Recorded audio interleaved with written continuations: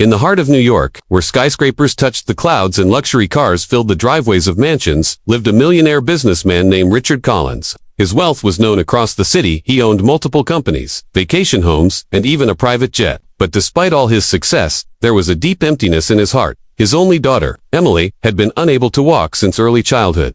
Emily was a bright and beautiful girl, with golden hair and eyes full of innocence. She spent most of her days in a wheelchair, watching other children play from the large glass windows of their estate.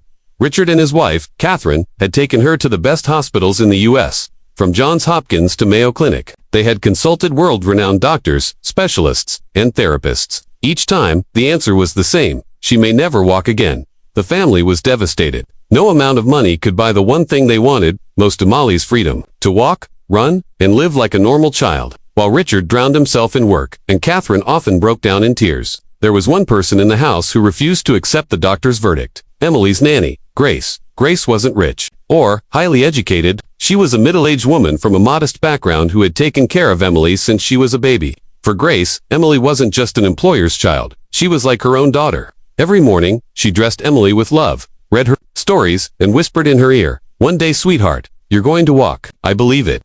Others often dismissed her words as wishful thinking.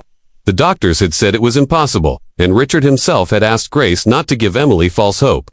But Grace never stopped. She had an unshakable faith that miracles could happen, especially when love was involved. While the world gave up, Grace quietly began helping Emily in her own way. She encouraged her to try small movements, even when it caused frustration. She massaged her legs gently every night, believing that consistency and faith could bring strength. Most importantly, she never allowed Emily to see herself as weak. "You are stronger than you know," she reminded her daily. The bond between them grew stronger with each passing day.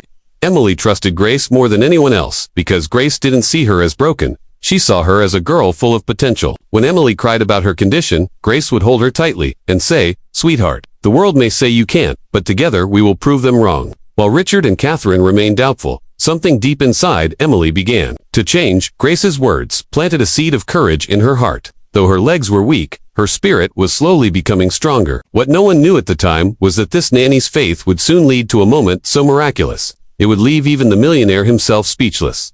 Grace's belief in Emily never wavered. Every day she patiently guided the little girl through tiny exercises, stretching her legs, encouraging her to press her feet against the floor, or helping her balance while holding onto the side of her bed. Sometimes Emily cried out in pain or frustration, begging to stop, but Grace's gentle voice always calmed her. "Sweetheart, you are stronger than you think. One day you will stand. One day you will walk," she whispered over and over, like a prayer. Months turned into years. The doctors who occasionally checked Emily saw no major progress and continued to insist that she would never walk. Richard grew impatient, telling Grace, "You're only giving her false hope. She will never recover. You need to stop this nonsense." But Grace stood firm. "Sir," she replied respectfully, "you may have millions, but hope costs nothing. And sometimes hope is more powerful than medicine."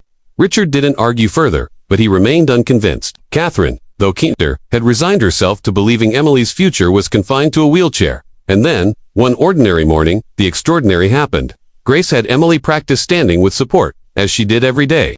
This time, however, Emily's legs trembled differently. She managed to hold herself upright for a few seconds longer than usual. Grace's eyes widened, her heart pounding. "Emily, do you feel that? You're standing," she exclaimed. Emily gasped, clutching Grace's hands. I'm not falling, Nanny." Tears filled her eyes as her legs shook under her small frame. Grace quickly steadied her, her own eyes overflowing with tears of joy. That day marked the beginning of a miracle. With more practice, Emily began taking tiny steps while holding on to Grace. Each step was shaky, but every movement carried the weight of Grace's faith and Emily's determination. One evening, Richard returned home from work, briefcase in hand, his mind full of business deals. As he walked through the grand hallway, he froze. There, just a few feet ahead, was Emily. She was standing without her wheelchair. Grace stood behind her, supporting lightly but letting the girl take her own weight. "Daddy, look at me," Emily whispered, her voice trembling but proud. Richard dropped his briefcase. His eyes widened in disbelief as Emily took one step forward, then another. Catherine rushed into the room, gasping as she covered her mouth in shock. The millionaire, who had been told countless times that money couldn't buy a cure, stood speechless, his heart breaking open with emotion.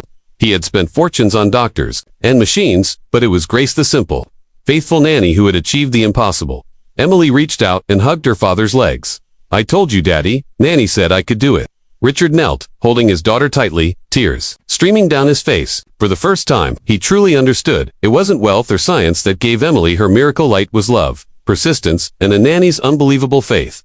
That day, the Collins mansion wasn't just a place of wealth. It became a home where hope had won, and a millionaire's heart was forever humbled by the quiet power of a woman who simply refused to stop believing.